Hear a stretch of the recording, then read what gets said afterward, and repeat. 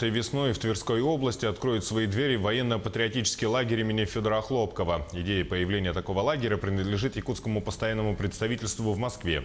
Сейчас полным ходом идут подготовительные работы. На месте будущего полевого городка побывал наш корреспондент Максим Кардозо.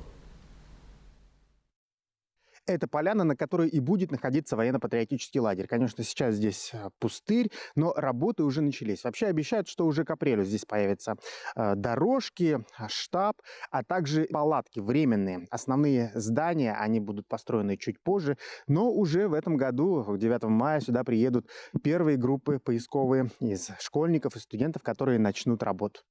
Здесь будут работать и молодые поисковики, которые будут продолжать искать и находить тела наших солдат, погибших на этой земле. Ведь есть такое понятие: до тех пор, пока не захоронен последний солдат, война не закончена. Поэтому это та великая память, которая должна оставаться всегда у нашего народа, у каждого из нас.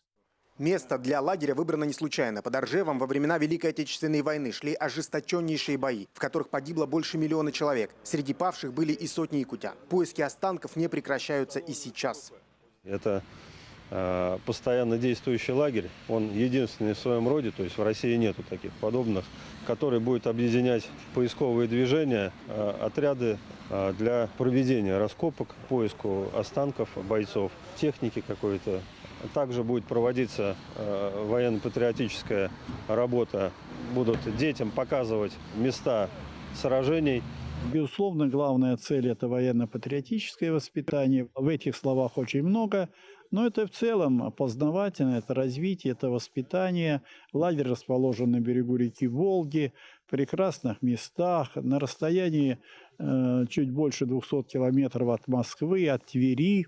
Лагерь будет рассчитан на 250 мест. Комплекс зданий включает в себя казармы, спортзал, музей, столовую. Попасть сюда может любой желающий. Возрастных ограничений нет. Еще одна деталь. Лагерь будет носить имя Героя Советского Союза якутянина Федора Хлопкова. Именно здесь он воевал и прошел всю Ржевскую битву. Максим Кардозо, Виктор Олесов, Ржев, Тверская область.